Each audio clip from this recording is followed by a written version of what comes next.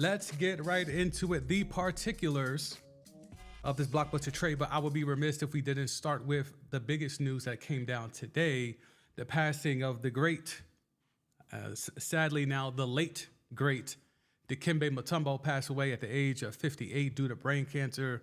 I don't think any of us knew that, and it's not our business anyway, but just to know that Dikembe was battling through something and didn't have that much long left on this earth is it's kind of somber. But the late great Dikembe Mutombo passes away at the age of 58. When you're looking at what Dikembe Mutombo meant to this league, we can go down his accolades and stuff like that. You see here on the cover of Basketball Reference, Hall of Famer, that goes without saying, 4-time Defensive Player of the Year, 6-time All-Star, 6-time All-Defense, 3-time All-NBA, 3-time block shots champion, 2-time rebounding champion. The list goes on and on. That he gets into his citizenship. He was a huge pillar, not only in the communities here, but afar for him home in Africa. Did a lot of work into building up basketball and the grassroots programs out there. Luau Deng also a part of that as well. But Dikembe Mutombo put on not only for himself, but for his continent. He put on for his culture. He was not afraid of who he was. He wasn't afraid to step into the spotlight. Dikembe Mutombo was one of them. As someone that grew up in the 80s baby, in the 90s baby, however you want to classify it, him being that third guy in that Georgetown trilogy of Patrick Ewing, Alonzo Mourning, and then Dikembe Mutombo, all coached by the late, great Big John Thompson. It really was a culture shift. Really was a culture shift. He meant a lot to the game of basketball. He gave us the finger. He gave us that defensive presence. He proved of that era, that 90s to early 2000s era, that you didn't have to score to be impactful as a big man. In the 80s and 90s, when you were a big man, you kind of had to be a scorer. It was more about score first. The days of Bill Russell were gone. You know what I'm saying? The days of being a Bill Russell type that could just anchor and be impactful defensively and that be enough, that was long gone. You had to be a guy that could give you 25, 15 and some blocks, 20 and 10 and some blocks, et cetera, et cetera. Mutombo was a throwback. He was a defensive player first, defensive player always, and then everything else trickled after that. So want to give respect to the late, great Dikembe Mutombo. His presence will be missed. His personality will be missed. When we look at those Georgetown guys, Ewing and Alonzo definitely took after the brooding personality of John Thompson. You didn't get that so much with Dikembe. It's not like Dikembe wasn't listening or didn't look up to Coach Thompson, but it was more so a thing of he had a lot more challenges to deal with than just being, obviously Patrick Ewing immigrated from Jamaica. Zoe was what was an American, but Dikembe is coming over from Africa and then trying to acquiesce to himself here in this country, to the culture, traditions, et cetera, et cetera. It was a lot more stuff that he had to deal with. So the best way he knew about it was to be his natural self and didn't take after Coach Thompson. He had the most personality of that trilogy. And I think that is what endeared him to so many people. That's what got him into commercials. That's what endeared him to being the guy that you would go to for an interview, even though, he was talking with a very strong accent. It didn't matter. We just wanted to hear him with that voice, with the words and the personality that he had. It just brought a lot to the table. So want to give a proper respect due to the late, great Dikembe Mutombo, died today due to brain cancer. Now, no way to really transition off of that, but over the weekend, another big man was involved in the news. The Knicks, not yet, but soon, will have Karl Anthony Towns in their on their roster. Now, what does this mean for Knicks tape?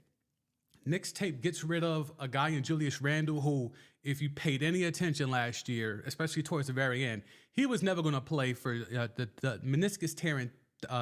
meniscus tearing taskmaster Tom Thibodeau. He was never going to play for him ever again. It was very clear.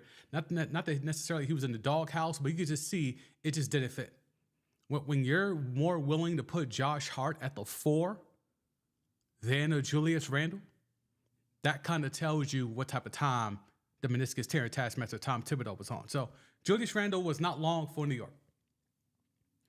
Now, the DiVincenzo part is what has become the salacious part, because now that DiVincenzo is almost gone, as the trade is not finalized, there's been reports now that, he was unhappy with his role because the Knicks went out there and made a trade for Mikal Bridges, and Bridges is going to be a starter. And he's going to be a wing guy. He's going to be a 3-and-D type of guy, and that's what the kind of a role that DiVincenzo was trying to fill in as a starter. So now you're hearing, he wasn't really on that Nova pod too much. He didn't really want to be a part of that whole Nova thing, et cetera, et cetera. It's funny how we hear these things after people leave. Believe that if you want. To me, it's just narratives, but that's where we're at right now, where all of this is happening because the T-Wolves didn't want to pay Karl Anthony Towns anymore. The Timberwolves, if you look at the financials, and there's been a lot of articles written, this whole story comes down to not that the Timberwolves were unhappy with Karl Anthony Towns, not that the Timberwolves didn't feel they could win a championship with Karl Anthony Towns. It's more so, I'd rather not pay Karl Anthony Towns to get the same production when I could go and just have Naj Reid and McDaniel and have those guys at those salaries. I think with Julius Randle on an expiring contract, that's key here. DiVincenzo, a guy that the Timberwolves were going hard after in free agency last offseason before he eventually became a Knick. So now they go get a guy that they coveted just a year ago. And they're able to, get the relief of not having to pay Karl Anthony Towns. Because Karl Anthony Towns just started this season, would have been just starting his $200+ million contract extension. They didn't want to pay that max money. I'm going to see if I could pull up here the salute to those that are pulling up. I'll get to y'all in a second to see the chat. Give me a minute. Those who were, if you look at the payroll for the T-Wolves, a lot of contracts are going to be due very soon. They just had to extend Naj Reid and McDaniels, right? So now that they're doing that, now they have to figure out, what's going to be the long-term plans for Naj Reid, who's coming off, he's a 6th man of the year. So Naj Reid is a real thing. Naj Reid is going to be a factor here. McDaniels got the bag. It's a lot of guys on this roster. Okay, let's just go ahead and pull this up. So when we're looking at the T-Wolves, here we go. Let's get right to it. If you're looking at what they have here, let me go ahead and blow this up a little bit so we can make this viewable for everybody. This is all about the bread. Oh, my keyboard not let me do that? All right, cool. That's great. All right. So Rudy Gobert, we're not worried about. Ant-Man got his bread, but not worried about that. But when it comes to, you see Julius here, his deal is expiring, as you see here, free agent. Jaden McDaniels, though, that re-up is just a small bag. That bag is going to come again very soon. Naj Reid, that bag, as you see here in 2026, they're picking up options on these guys to extend them out. But at some point, they're going to have to go ahead and just give him the bat. It always behooves a franchise to go give a player more money early in that contract as opposed to waiting for them to play the whole string out and then having to cash him out with a max. You'd rather throw away some of those years and just give him his money now, and then hopefully you'll be able to get a bargain, assuming they keep improving on the back end of that deal. And that's what the Timberwolves are trying to invest in terms of Cat has reached his peak. I don't see Karl Anthony Towns being a better player than what he is right now. He's not going to get any better. He has peaked. Now you're talking about Naj Reid, you're talking about Jaden McDaniels. Those guys are still ascending. Naj Reid especially, he's a fan favorite. Everybody loves Naj Reid. Naj Reid. Even politicians are out here saying Naj Reid. Like, he has become the face, along with Ant-Man, obviously. Ant-Man's the team. He's the franchise player. But another face of that team, albeit off the bench, now probably as a starter, is Naj Reid. So they're going to have to pay him and pay him well very soon. That's the key here in this trade. This opens up the flexibility with the bread to go give Naj Reid a bigger contract, to go give Jaden McDaniels a bigger contract. And then because you're getting that cat 200 mil off the books, you now have some cap flexibility within the next couple of years to keep surrounding talent around Ant-Man. Because we can't say right now that this team, even with Julius Randle, who gives you a little bit of a different look, obviously he's not the outside shooter that Cat is, but when you're talking about defensively, he's better. Playmaking, it's almost a toss-up in regards to that. But when you're looking at the simple fact of, is Julius Randle a worse basketball player than Karl Anthony Towns? Most people would just say yes, just because Karl Anthony Towns is a multiple-time All-Star. He's a star. He's a known commodity. He's a bigger name. But is he actually better at basketball than Julius Randle? Julius Randle has had some really good years. Julius Randle is a bully on the block, something Karl Anthony Towns has never been. He's a finesse big. That's why he coins himself the best shooting big man of all time, because he stay at that three-point line. When you need his 7-foot ass to go down there and get points on the block, it's about 60-40 or 40-60 if that's even going to happen. That's not going to be the case with Julius Randle. Julius Randle wants that ball no matter where he can get it. He wants the rock in his hands. He wants to go and get his shots up. He's a volume shooter as a big. He's a little bit more of a playmaker than Cat, in my opinion. He's better defensively than Cat, in my opinion. There's a lot of folks giving, Cat praise for his defense on Nikola Jokic. I mean, that's just because we were like watching what Jokic was doing to Rudy Gobert. So just Karl Anthony Towns not getting Swiss cheesed up like Rudy Gobert is made us think that he was actually doing a good job on Nikola Jokic. Not the case if you go back and watch the games. But how did the Knicks get worse even though they got the better player in this deal? Let's talk about it. So they lose DiVincenzo, right? DiVincenzo is a guy that's a role player, sixth man type of guy, first wing off the bench type of guy that can come in and splash, come in, be that energy guy. And then as we saw in the back half of the season, even into the playoffs, he's the guy that if he can start, he can go put some buckets up too. However, were you going to count on that into this season? Were you now at the point where Donte DiVincenzo is legitimately a starting 2/3 guard on an NBA contending team from here on out? I don't think anybody in the Mecca, I don't think anybody in the Knicks front office, I don't think anybody in the league actually believes that. But now the Timberwolves have talked themselves into maybe thinking kind of, sort of, he could be a guy that could be a third guard in a starting lineup. There's certain lineups where you could pencil in DiVincenzo with Ant-Man. You're talking about Conley, Ant-Man, DiVincenzo, McDaniel, and Gobert. That's an extremely small lineup, but you could talk yourself into it. I would not do that, but you could talk yourself into it, right? So the Knicks lose a guy on their bench and a guy that in their playoffs was a big starter. He was almost as important as Jalen Brunson was in the playoff run for the Knicks. You lose that. What are you replacing that with? Well, you could say, well, we just traded for Mikal Bridges. We brought back OG. We got McBride. We have guys. We still got Josh Hart. We still got a lot of the core, and we've added to the core from last year. That sounds good. Mikal Bridges never misses time, but he also has never played for the meniscus tearing taskmaster, Tom Thibodeau.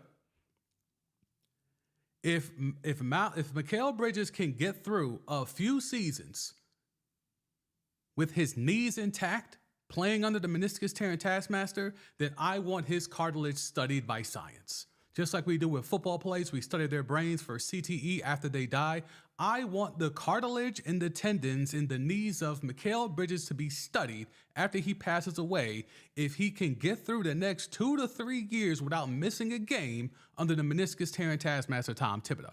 I think that should be reviewed by science because it would be a medical marvel. It will be a medical discovery if a player like that can play for Tom Thibodeau. You could go through the annals of history and we could look upon all the cartilage and the tendons that have been torn down by the meniscus tearing taskmaster Tom Thibodeau. From Derrick Rose to Luol Deng to Jimmy Butler to Taj Gibson, who keeps coming back for more for whatever reason, Brooklyn in the house. All the tendons he has left in his wake. Let's see if Mikal Bridges can push through and not fall victim. So, you lose Julius Randle. Julius Randle is a physical presence, as Mitchell Robinson, doesn't know if he's going to be ready by January. So you need a physical presence. Y'all think Karl Anthony Towns is going to be that physical presence? Hartenstein or Steen is gone. He took a bag and ran. No Mitch Rob until maybe damn near the All-Star break. Where's the physicality going to come from? Are you expecting someone who has coined himself the best shooting big man of all time to come now to the Mecca and all of a sudden play like an inside force? How's that going to work against the upper echelon of teams in the Eastern Conference? The Jalen Brunson thing is cute. You got him for the cheap initially, and then even on the re-up, you got him even cheaper. I'm sure that has nothing to do with the fact that his pops is on the payroll, his former agents now running stuff. I'm sure that has nothing to do with it, but you've gotten your alleged best player, although now he's truly not, your best player on the cheap on 2 straight contracts. You now think Karl Anthony Towns is going to be the guy that can hold down the middle until the All-Star break? I am always under the impression that these people in these NBA front offices, in all sports really, but we're talking about the NBA today, in all these front offices, they're supposed to know more than us. They're supposed to be smarter than us. They're supposed to have more access to information than us. Yet and still, we keep seeing deals like this that make us think, well, do they really know what the hell they're doing? Because not only is this a move to get headlines, which it clearly did, but this is a move that reaps and reeks of nepotism. Do you want to guess who the former agent is, or was, I guess now former? Do you want to guess who was Karl Anthony Towns' former agent? Leon Rose. Leon Rose, who is the current GM of the New York Knicks. So I'm supposed to sit here and believe that Karl Anthony Towns, whose agent now runs the Knicks, who the Knicks have seemed to employ almost the whole roster damn near used to be CAA clients, if not direct clients of Leon Rose. But I'm supposed to now believe that Karl Anthony Towns is really out here as a Knick because the Knicks think he gets them that much closer to a championship. The Knicks are entering Dallas Cowboys territory. And let me explain. The whole business model for the Dallas Cowboys is for Jerry Jones, Stephen Jones, and that whole brain trust that keep the team just good enough so that the stadium stays filled, the revenue keeps going up, the jerseys and the merch keep going up, the interest in the team keeps going up. The goal is to do just enough to keep things bubbling. Don't rock the boat. Let's be good, but not too good, because then that's when pressure kicks in. But let's keep doing the things that make people think we're really out here trying to win. Let me move myself on the screen here for a second. Let me go over here. So I'm supposed to believe that the Knicks truly feel they're closer to a championship because they got rid of Julius Randle, who was a physical presence who could be a bully and score in the paint, give him something that there's no other player on that roster who could do unless it's Jalen Brunson on a very small guard. That's the only person on this team who I trust that can be a bully like that. So now I'm supposed to believe that this team thinks they can win. This team does not. Do you think Tatum and Brown lost any sleep after hearing, oh shit, the Knicks got called, the Knicks got cat? Do you think the Sixers even blinked? Do you think Joel even cared? Do you think Maxey even hit the group chat with that?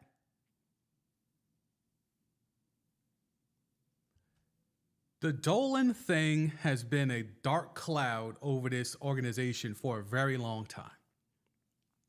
Fact of the matter is this, right?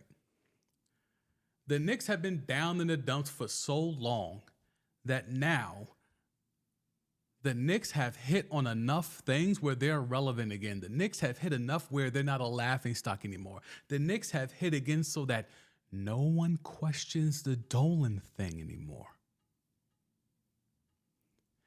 That's very important if you're James Dolan. Keep them off of my back. People were running at James Dolan. He threw Oak out the Mecca, got Oak kicked out of the Mecca.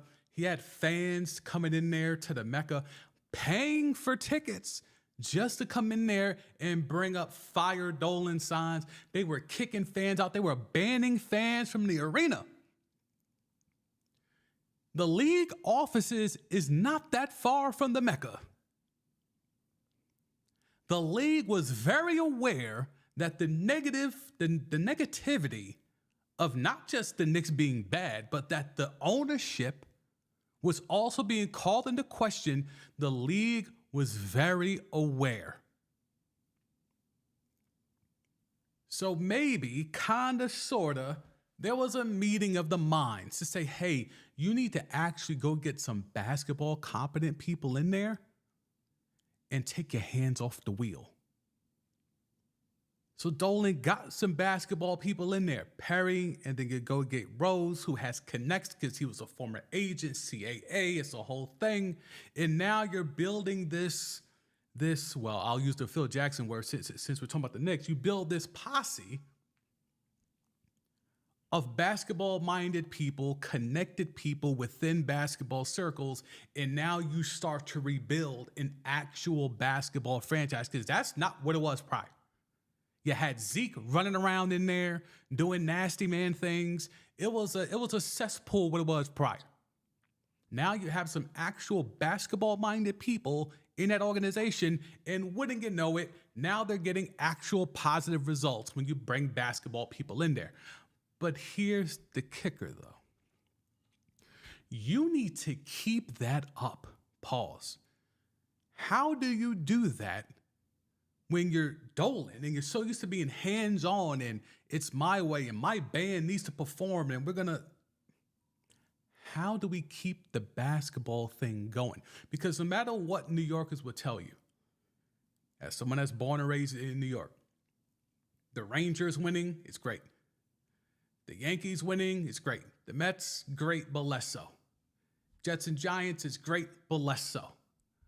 When the Knicks win, New York is different.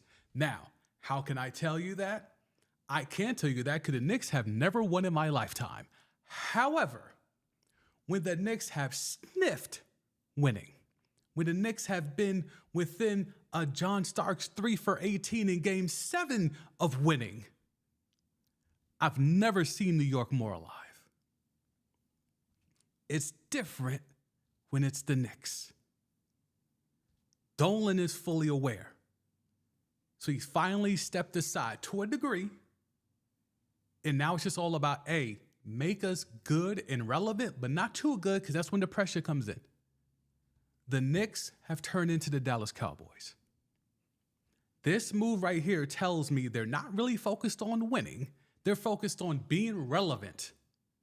There really is a difference there. There's a difference between winning and winning at all costs and just being relevant. We just want to be in the conversation. And when we're in the conversation, the Mecca stays filled, the jerseys get sold, and the revenue goes up. That's a real thing that's happening here with New York. Shout out to Reed, I see you. Reed, hit the chat.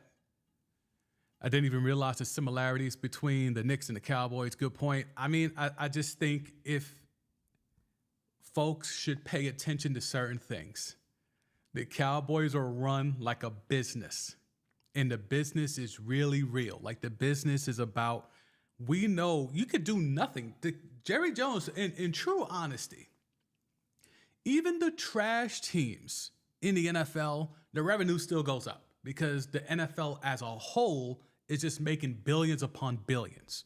But when you try, when you're relevant, that just makes everything grow 10, 20, 50-fold. And I think the Knicks have finally started to realize, hey, why we're always up there with the Cowboys just off the strength of just being New York. The Knicks are always up there as one of those valued teams, one of those valued franchises. There's always in the top 5 of those just because it's New York. What if they were New York and relevant? Even when the Knicks were at their lowest, the valuation was still top tier. What if they were good for a good amount of time? What if they had a run of like 10 years of good, not great, not championship, but just good, 50 plus wins every year? What if they just became a run where it's like the Knicks didn't make the playoffs? Damn, that must be the first time in a long time. Instead of, oh my God, the Knicks made the playoffs, we need to throw a ticker tape parade. Because that's how it's been. So how do you switch the narrative? How do you turn that thing right upside down? And that's what the Knicks are trying to do.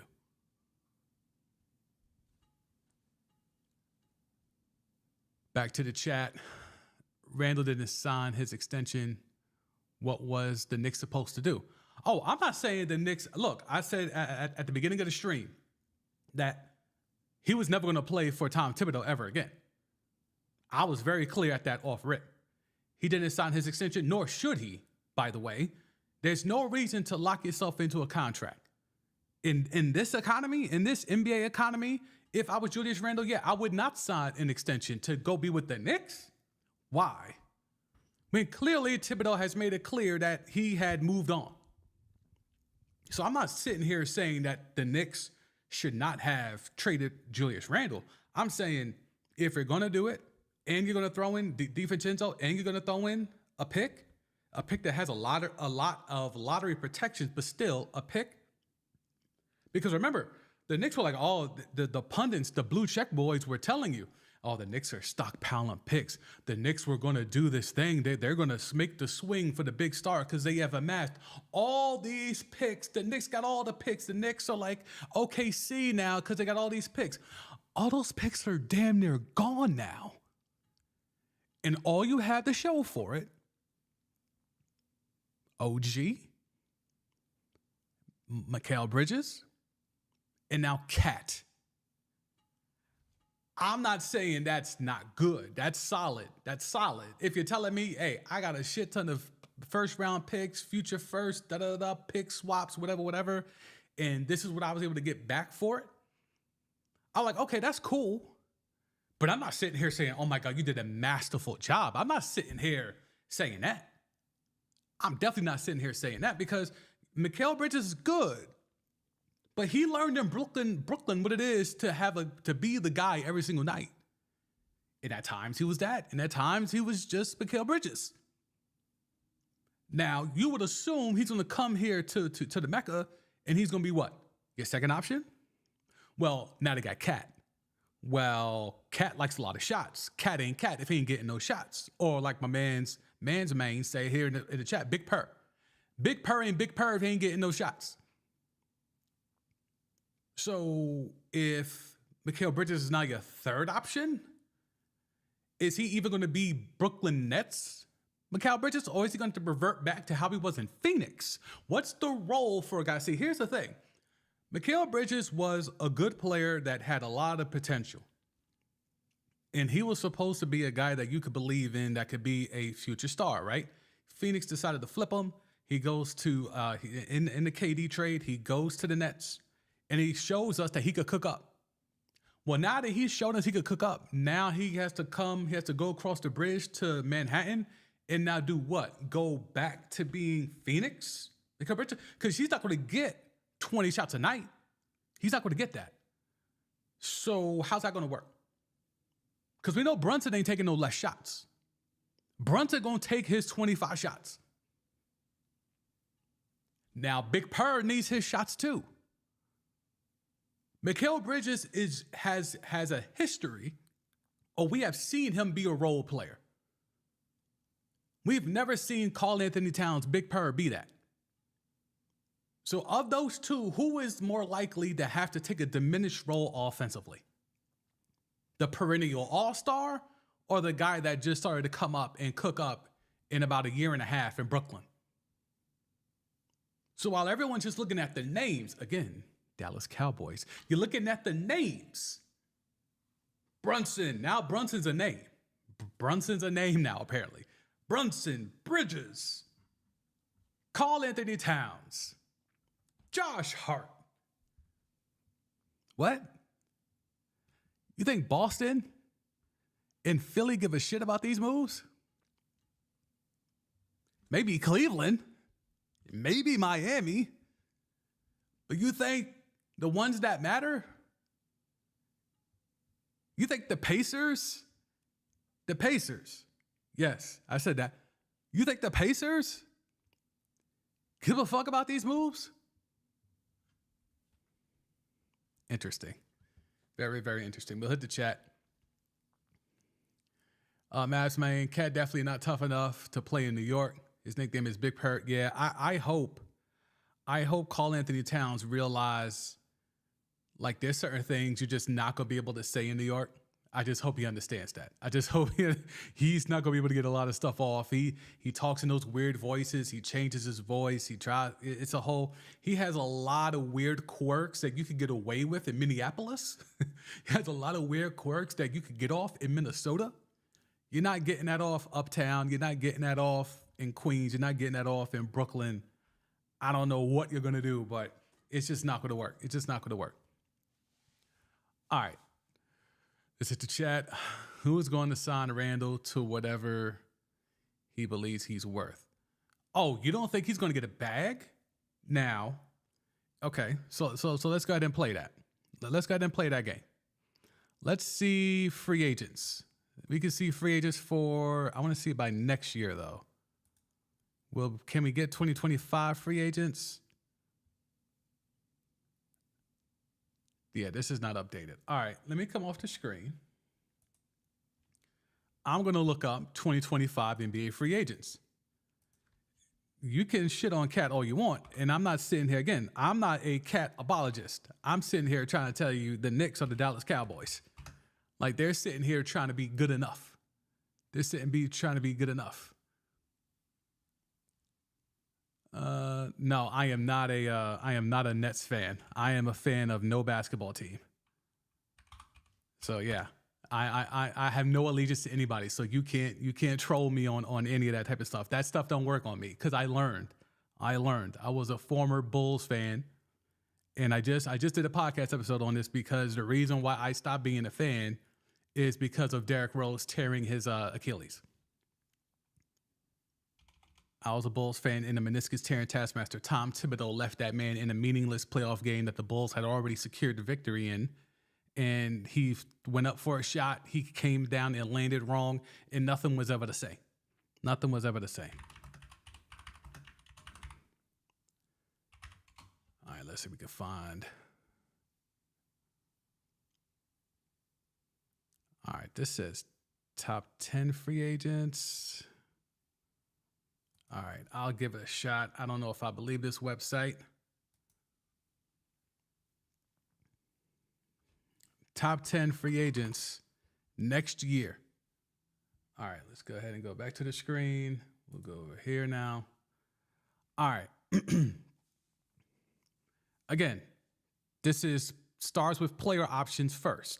Bobby Portis, Naj Reid. Again, if you just got here, this is really why Karl Anthony Towns is in New York from the Minnesota perspective.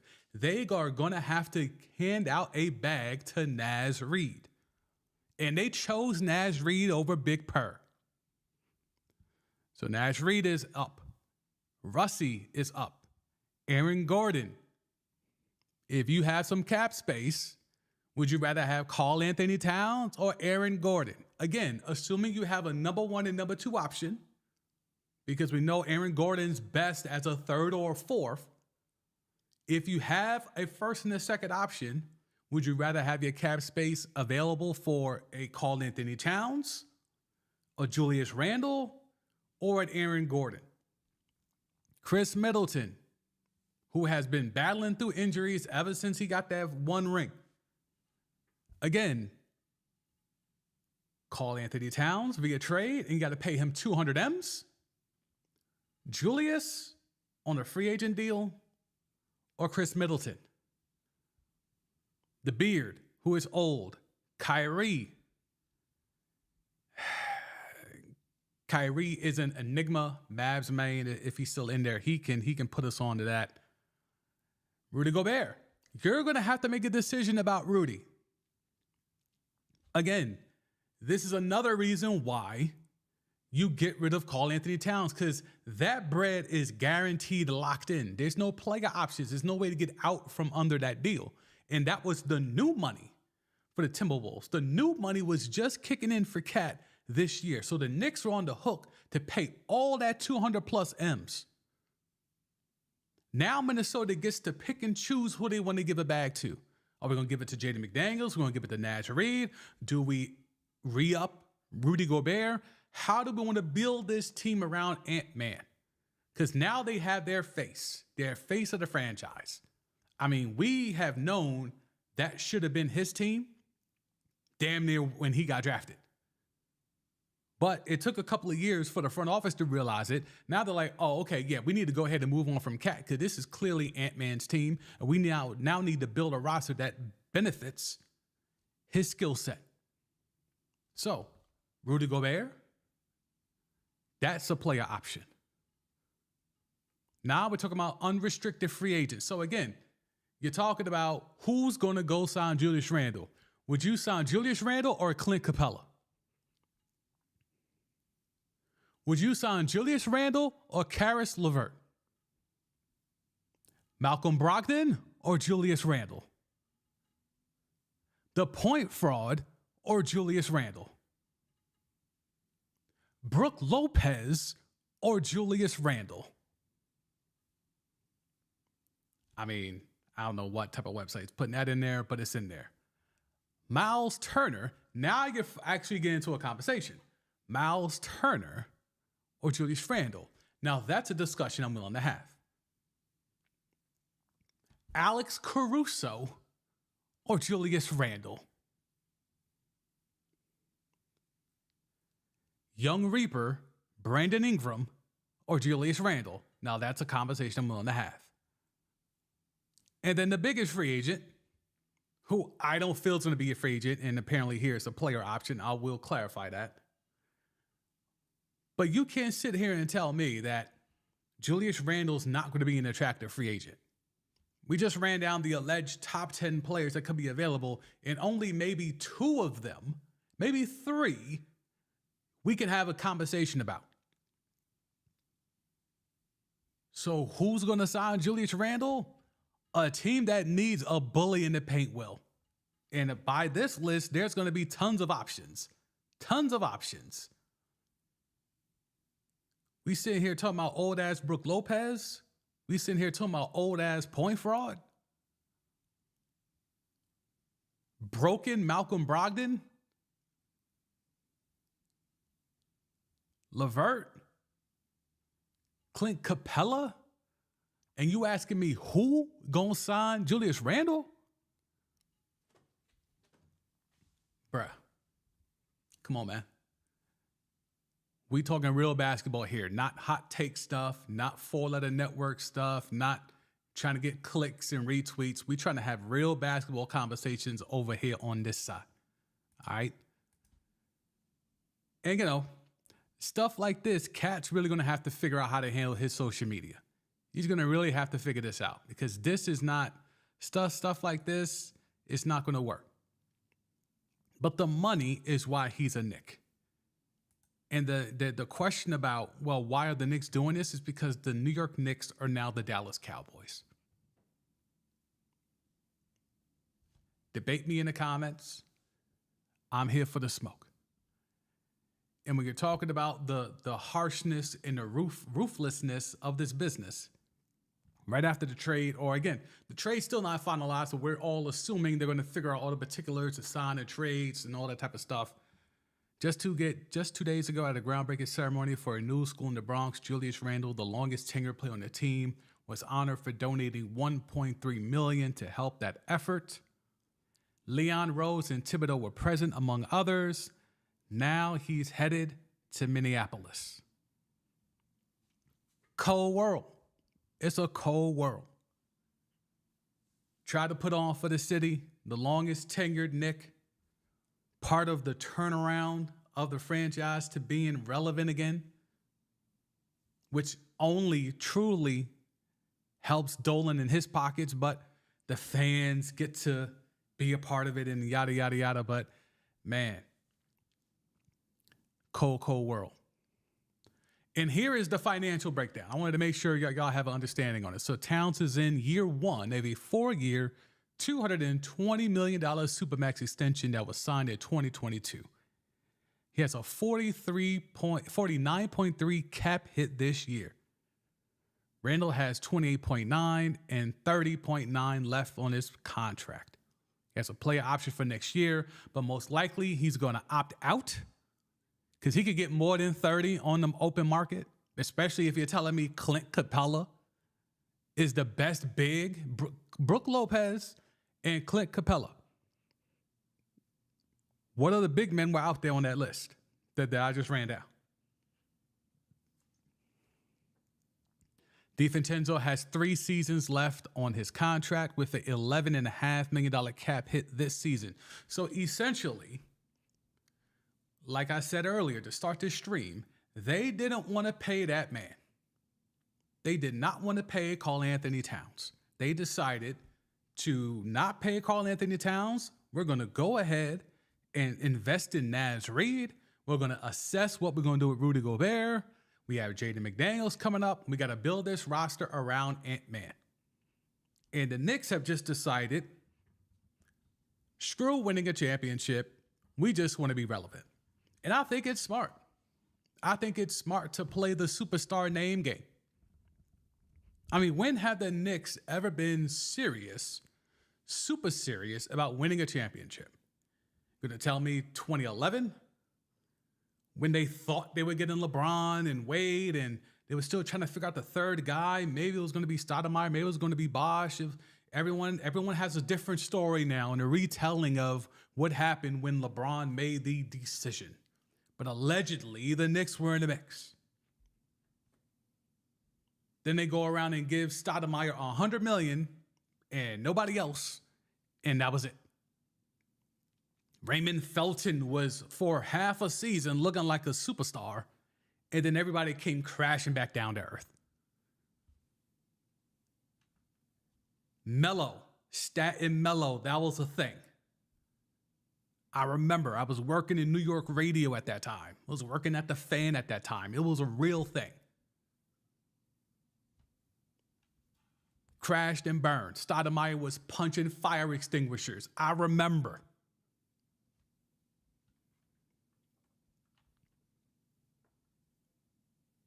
Then we have this Jalen Brunson thing, who's only there because his daddy's there. I know. He worked his way up, underrated. Yeah, all right, cool. Yeah, he's nice. He's turned himself into being nice, but he's the same type of player that Thibodeau covets. We just watched Derrick Rose walk away and walk off into the sunset. And now we have Jalen Brunson in that same style of team structure, playing the same way like Derrick Rose, just with less athleticism, less of a point guard skills, and et cetera, not as good defensively. We can just keep going on. It is a true bootleg Canal Street Derrick Rose thing, what's going on with Jalen Brunson. Just my thoughts. I'll hit the chat. Let me see.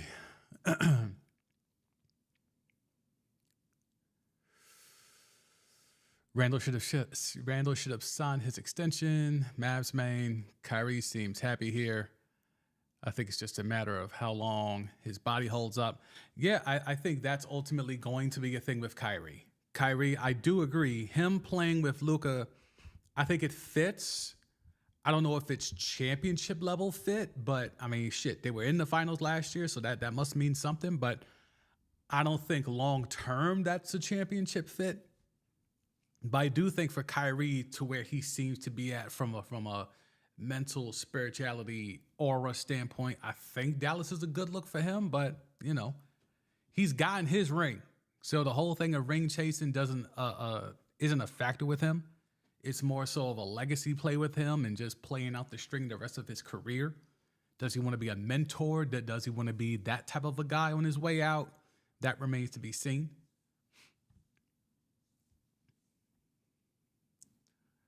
Brunson will be 30 soon, and the Knicks traded all their picks for role players. Yikes. Yeah, when you truly look at it, again, Karl Anthony Towns is a star player, but he's also a stat stuffer. It's empty stats with Karl Anthony Towns. Like, if we need to go ahead and start looking up people's stats, like, we could do that, right? Like, Karl Anthony Towns, and let me move myself over here. Karl Anthony Towns, numbers, these numbers are crazy, right? Looking at a guy that, you know, what he gave you, 22 and 8.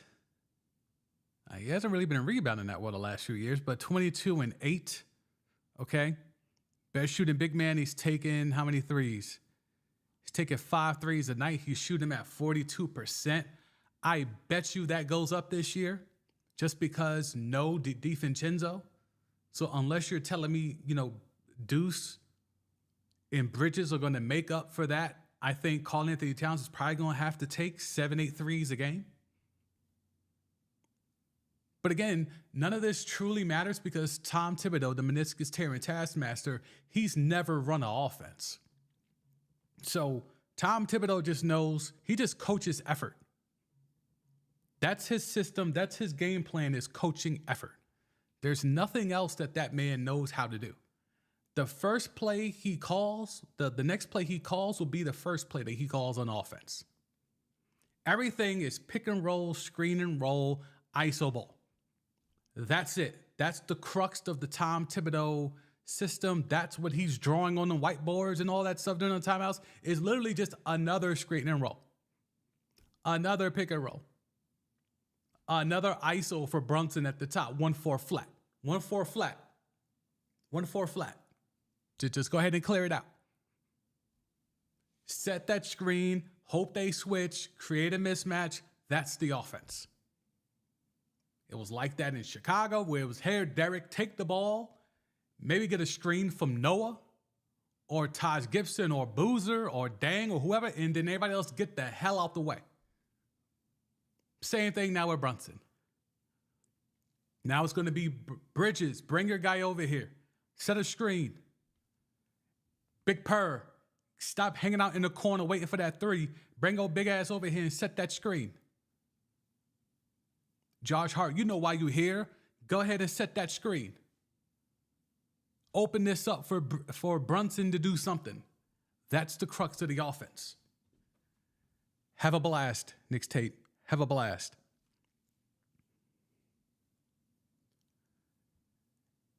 Karl Anthony Towns is a star by his numbers. There's no other metric that makes you think Karl Anthony Towns is a star. Now, there's some people that have even jumped out the window and called this man a superstar. We ain't about to do all that. He's a star. Playoff numbers, 19 and 9. 14 and a half shots a game. So again, this is a guy that you're expecting to be the guy, or at least your number 2. 14 shots, we'll round it up, 15 shots a game. Now let's see who else was taking shots. We know Ant-Man's probably close to 20. As you see it right here, don't even got to look. That's regular season, playoffs. Mike Conley still getting 10 shots out here. Naz Reid in 10 less minutes is almost getting the same amount of shots as Karl Anthony Towns. I'm telling you, this whole thing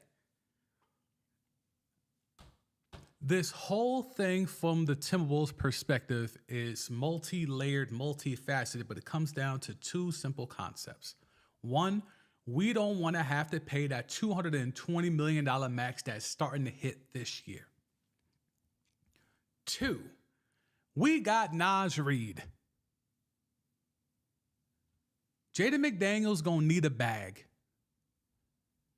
Rudy, we need to talk to him about that player option coming up that's damn near 50 M's. We ain't trying to pay all that.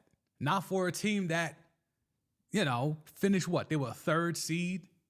They were flirting with the 1 seed for a little bit, but then ended up eventually as a third seed. Do you really think the Timberwolves could have run it back and gotten better this upcoming season? Because I sure as hell don't. I think it's a miracle they made it as far as they did last year. They won in spite of Cat last year. You know how many streams I did on this channel last year where we were highlighting how many times Ant-Man was basically sunning Cat? He was talking down to that man like a father to his son. You would have thought Cat should have been the one schooling Ant-Man on how to move. Ant-Man had to keep begging this grown-ass man that's been in the league 5, 6 years more than him, begging that man to be aggressive, telling that man how to move, and was doing it in front of us. This ain't like we're hearing stories of Ant-Man sunning Cat in the locker room. That man was on the dais, post games, with the cameras rolling, sunning Cat right in front of us, telling Cat what questions to answer, which ones not to, or answering for him.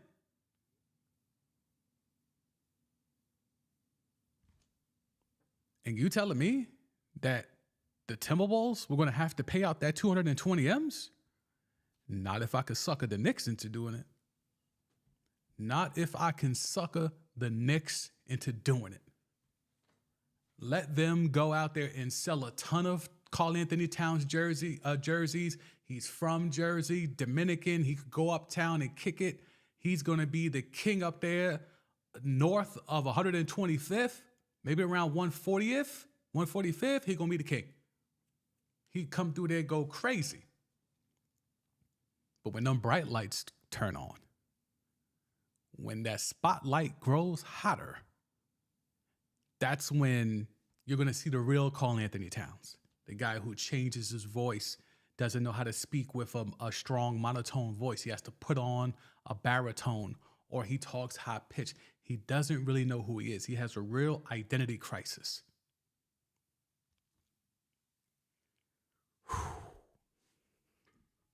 I wish the Knicks well. But from the Timberwolves, I know exactly why they did this move. They basically chose Naz Reid over Karl Anthony Towns. And I'm not mad at that.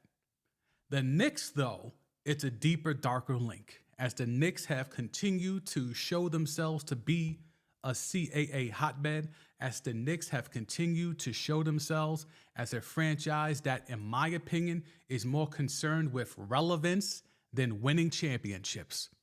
Because this move they made in getting Karl Anthony Towns is not a championship winning move. It is a relevant move. It is a grab some headlines move. They are the Dallas Cowboys.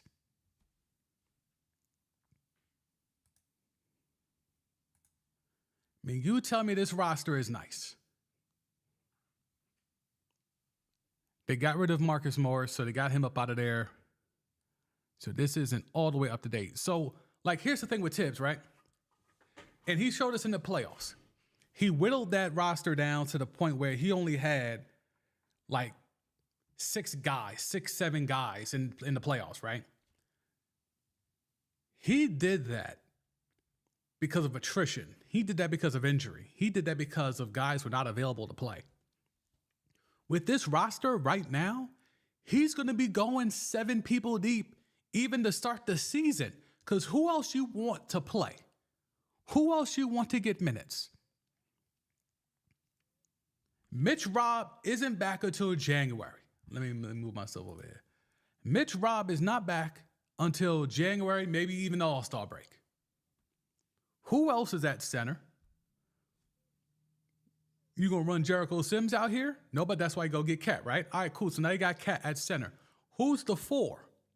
OG? Cool. Bridges is the 3? Or is it Hart? Hart the 3? Bridges the 2? Brunson the 1? Okay, cool. Who's off the bench? McBride? Okay, cool. Who else? Who else is going to be off the bench? Landry Shamet? Who else is going to be off the bench? Campaign? Who else? And therein lies the problem. You're going to run 6-7 man. You're going to run 6-7 man rotations out here to start the year. And you think the Sixers are worried about you? You think the Celtics are worried about you? Nasty work. Absolutely, positively nasty work. I just can't. I will not understand this move from a Knick perspective. I understand the headlines it generated. I understand the attractiveness of the suddenness of the deal. But the fact of the matter is that this right here only benefits one team. But if you're a Knick fan that can understand the business, then maybe you could co-sign. If you're a Knick fan and you've been living in poverty the last 20 years because your team hasn't given you not much to be happy about, not much to care about. If you're going to do that, if you can understand that now you are the Dallas Cowboys, where it's not about winning championships, it's just about winning headlines and relevancy. It's about winning at the bank. Now, you've been winning at the bank, but you've been winning at the bank with your fan base hating you. You'd much rather have your fan base have a love-hate relationship with you as opposed to a hate-hate. Before, the Dolan thing was a hate-hate. With the Cowboys, Jerry Jones, they have a love-hate thing with Jerry. They love Jerry, but then they hate Jerry. But then they love Jerry, but then they hate Jerry. With the Knicks, it was hate-hate. Hate Dolan, hate this team. Cowboys, it's hate Jerry Jones, love the Cowboys. And why do you love the Cowboys? Because the Cowboys are relevant and they win. They don't win championships, but they win. They win enough to keep you interested. They win enough to keep you with the mental illness that is fandom. The Knicks, it was hate, hate. Hate Dolan, hate the team. Fire Dolan signs. Getting Charles Oakley kicked out the Mecca. It was trending in a way where, I'm not going to speculate, but I'm sure meetings were had at the league offices about how Mans was moving. Now, you have a team that you like, a team that you can love, a team that has rebuilt itself. The whole Nova thing, and we're underrated, and where all these Nova guys, we're great. Julius Randle, we find him, he becomes a all-star. We do all these things. Jalen Brunson, it's a tie to the 90s because of his pops. Rick Brunson, it's a whole thing. Tom Thibodeau, we know him from the Celtics. He won a championship. He went to the Bulls. They won 60 games. He injured Derrick Rose. It was a whole thing. Leon Rose, powerful agent, CAA, has connections, working in the shadows behind the scenes to make sure all his guys find their way, all his former clients find their way to be Knicks. Now, we love the Knicks. still hate Dolan, but you love the Knicks. And Dolan only cares about you loving the Knicks. Because you loving the Knicks means more dollars for me.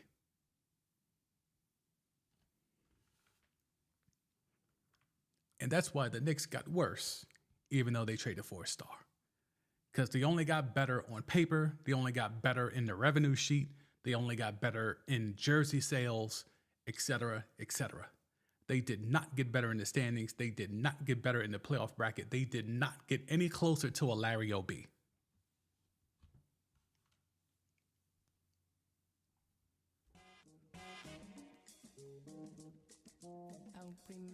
Just wanted to tap in with y'all real quick. I know it's been a minute, but I'm glad I was able to pull up and have the conversation with y'all, working on some things behind the scenes technically to bring the type of look that y'all have become accustomed to. Working on it. Appreciate any feedback. We'll be back. We will be back. Look, Media Day Media Day was today. A lot of teams, Bron and Bronny going viral, doing a lot of things. Let's see. I got some windows open here. You know what? Hang on. I won't end the stream yet. Hang on. I want to get into my bag a little bit about this right here. So we know Woj retired, walked away. I talked about it here. I think that the video made it here. But if not, you can tap in with the podcast, the 70 podcast. Link for that is in the description. This right here. Adam Schefter could be a candidate to replace Woj as the Florida Network's senior NBA insider. Now, in this scenario, Schefter would cover both the NFL and NBA as what a source called the ultimate insider. Now, if you tapped in with the content that I put out around Woj retiring, I think it was on the podcast side. I had the conversation about what the life of an insider actually is. I've worked in sports media for 16 years. I've worked in every phase, from worked in radio to satellite to television to streaming, all of it, right? So I've worked in all medium formats of sports media. I can tell you this. This is not going to be a thing. You do not have the bandwidth. Woj just showed you he didn't have the bandwidth for what he was doing. He didn't even have the bandwidth for what he was doing, and he walked away. Schefter has talked about how difficult his life is as being an NFL insider. Now you're telling me he's going to add NBA on top of that? Now, he has flirted with this before. I think he's done a couple of sideline reporting hits. He's jumped in there and tried to break NBA news as well. So he has already kind of stuck his toe in these waters. But if y'all think this man can actually do both, now, I know why the Florida Network would do it, because, I mean, one check for two jobs. I mean, that's easy math. That's easy finances. I could give you maybe just a couple more mil and you'll do double the work. That's psh. But in terms of, this man has a wife and a family. I just don't see any way I don't see a world imaginable where you could have the bandwidth to truly do that job to the extent of its abilities at a high level. Unless, this be the only caveat I'll give it. Unless, you know how the whole deal of Shams at Yahoo working under Woj, and Woj was giving him the playbook of how to move, et cetera, et cetera.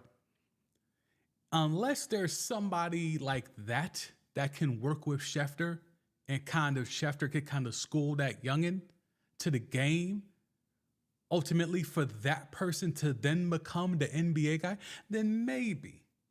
I'm not saying ghostwriting or anything like that, or reference tracks or anything like that, but sort of in that realm. If you're telling me that's the scenario, then cool. But if you're telling me off rip, Schefter's going to be out here doing two jobs, where the one job was already stressing him the hell out and was causing him to have little to no bandwidth Now we're going to double that up. You think he could go from NFL sidelines from Sunday, Monday, and Thursdays and the other days in between where news is breaking and then keep up with NBA day to day? Like, the football thing is perfect because it's 17 weeks of intense attention to detail in the scheduling and the roster moves and et cetera, et cetera. NBA is a marathon. It's starting around a month from now, and it's not done until next summer. So you want to add that to your plate? You want to add that to your... All right, man. I think this is just the four-letter network telling Shams, we're not just going to hand it to you now. We're not just going to hand it to you. You think you might have us in a corner in a bind because Woj walked away and now you're the guy and your contract's coming up, so you're waiting on us to just hand you everything. We're not just going to hand it to you now. We'll make Schefter do double work. If you try to go too crazy in negotiations, we'll just have Schefter do both. He could have Windhorst as his ghostwriter, and we'll let Schefter do both. Just my opinion. What else we got? All right, it's media day. Pelicans big three. DeJounte Murray, Zion, a young Reaper. Young Reaper has a player option, potentially his last year in Nolans. I think this is a legitimate big three, as opposed to some of these fugazi big threes that have been forced upon us. But, I think the Pels, again, everything, it begins and ends with Zion. Unfortunately. Like, he looks the part. He looks healthy in this pick. He's grown out a beard. I don't know if that chick he was with is still tweeting her heart out about whatever he did to her or didn't do to her. I don't know. But it begins and ends with Zion. His health is paramount. We know what young Reaper can do. He's a walking bucket. He's a 20 to 25 point plus scorer in this league. DeJounte Murray, man, I know he couldn't wait to get out of Atlanta. I know he couldn't wait to get away from Trae Young. I know he couldn't wait to get away from Trae Young. Trae Young is an albatross, and there's no way to succeed when that man has been handed the keys. You gotta tell me, Pelicans, is this a legitimate big three or nah? And I'll hit the chat. Johnny in the chat, we can't know for sure if the Knicks are better or worse. Too early to tell. I mean, but this is why we do content. I mean, it's too early to tell. Sure, no games have been played. Sure, but we can project. We can preview. We can look ahead. We can do hypotheses. Like, if we just wait for games to happen and then say, see, it didn't work. You know how boring that would be? I don't know, man. Mavs, man. Cowboys get to the playoffs and always lose in dramatic fashion. It's literally an addiction that keeps the fans coming back. Keeps me happy because I love laughing at them. I mean, but that's and how you feel about the Cowboys is how I feel about the Knicks. So I think that's where, but you see that part, right? Cowboys get to the playoffs, and always, that means they're always in the playoffs. That hasn't been the Knicks. Now that's going to be the Knicks. And that's why the overwhelming point of this whole stream is three things.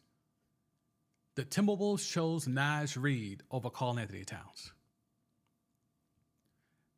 The Minnesota Timberwolves are letting the league know this is Anthony Edwards' team, and if you want to run with Ant-Man, we're creating flexibility in the cap so you can run with Ant-Man. And three, the Knicks are the Dallas Cowboys. And that they're not serious about winning championships. They're serious about winning relevancy and winning headlines and keeping the Mecca filled to the brim. Those are the three takeaways from this stream. Oh yeah, and that Schefter cannot do both jobs. He cannot be Woj and Schefter. It's too much. There's not enough bandwidth. So 4 things. What else we got? Yeah, we had that list. Trash list. Trash list. Dude earlier in the chat said, who gonna pay Julius Randle? Look at these free agents for next year. Again, Naz Reid, that's why Karl Anthony Towns is a Knick. He has a player option. And that player option is not a lot of money. That 15 M's, they're gonna cash that boy out. And then Rudy Gobert has a player option and it's 46 mil. They gotta figure out what the hell they're gonna do with that money. If he re-ups, do they flip him? Or do you try to squeeze the remaining remnants of whatever he is defensively, even though he always gets exposed in the playoffs? He's a regular season demon. Do you try to squeeze whatever's left of Rudy Gobert and pair that around Ant-Man? Or do you try to get Rudy Gobert up out of here and truly tear it down and build around Ant-Man? And what does that look like? If the core is going to be McDaniels, Naz Reid, and Ant-Man, okay, who's going to be the second star? Because I don't think it's Naz Reid or McDaniels. I think those are like third and fourth options on a good team. So who's going to be that second guy? Who's going to be the second guy in Minneapolis? Who's going to be the second guy for the Minnesota Timberwolves? Scrub Zero in the house. What up, Scrub Zero? I don't like this trade one bit. We traded a teddy bear for a soft kitty cat. I don't see how this makes us better. It doesn't. It makes you better at the bank. It makes Dolan better. It makes Dolan better. And that's kind of been the theme of the stream. It's just showing how, you know, the Knicks are the Dallas Cowboys. The Knicks are more concerned with winning, but winning to a certain point. It's not about winning championships. It's not about winning, you know, it's not about putting banners up in the rafters. It's about making sure the concessions are overflowing, the seats are overflowing, their jersey sales are overflowing, et cetera, et cetera. That's what it's about for Knicks Tate. It's about nothing else. They are turning into the Cowboys.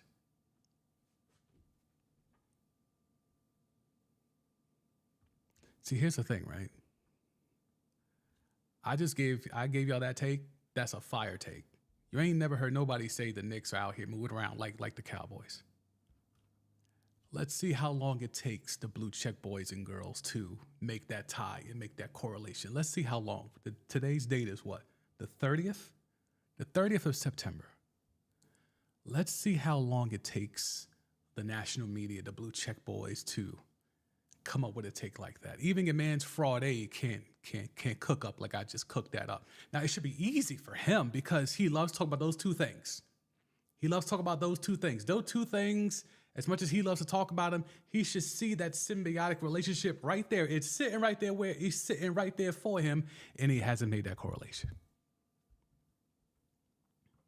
You see how they got your man's Gronk on that prank, made him out here look like he was faking it on the job over there at Fox. Let me come up the screen and find that. Let me come to the screen and find that. Mans was out here.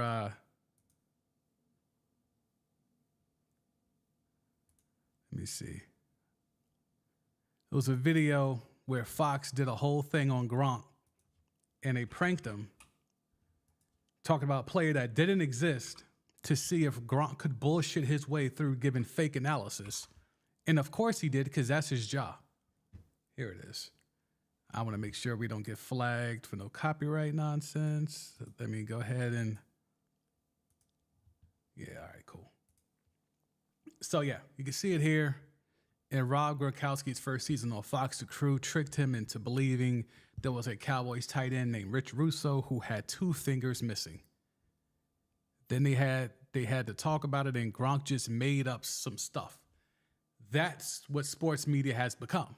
Like, as much as people are laughing about this, and I tweeted this out there on the Elon app, this happens in real life. Like, this isn't, like, this was a prank, but there's a lot of folks that get paid a lot of money, 6, 7, some even 8 figures, and they just out here making shit up. I could tell you that for a fact. Can't say who, but I could tell you it's a fact. Okay, one day I'll be able to tell. One day I will be able to tell. All right, what else did chat? Script Zero. You're the only one who's been saying the Knicks are like the Cowboys. Well, great. Well, what if it ever hits the mainstream? Let's just all remember where it started. Y'all don't think some of these people who are making 6, 7, 8 figures aren't on YouTube scouring for takes? I can tell you without a doubt that I know a lot of people with blue checks, a lot of people that get paid a lot of bread, they be out here on the internet looking for takes to enhance. Now I'll end the stream before I get in trouble for real. Oh, one day when we could talk. When I walk away from the industry, we're going to have a real, all that stuff might have to come out behind a paywall because it's too crazy. It's too crazy. All right. If you have enjoyed the stream, go ahead and drop a like. If you have enjoyed the content, go ahead and drop a like. Subscribe to the channel if you haven't. Tap in with the DSamD podcast. The link for that is in the YouTube live description. I will be dropping the podcast later on in the week. Doing a lot of games at the gig this week, so time is going to be very, very limited this week, but I will find a way to put out a podcast episode. So if you're tapping in with the DSamD podcast, or if you haven't tapped in with the podcast, link is down there in the YouTube description. Salute to those who were able to pull up. Salute to those who contributed in the chat. Salute to those who just wanted to tap in and just watch. All are appreciated.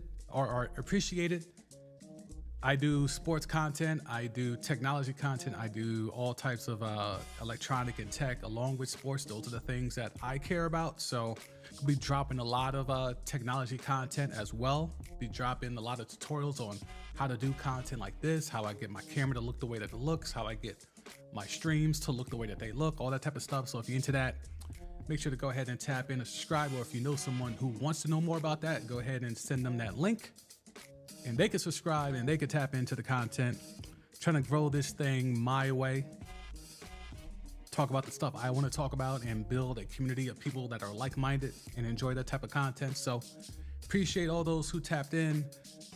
I am DSamD, aka San Dewsbury Jr. I'll holla at y'all soon.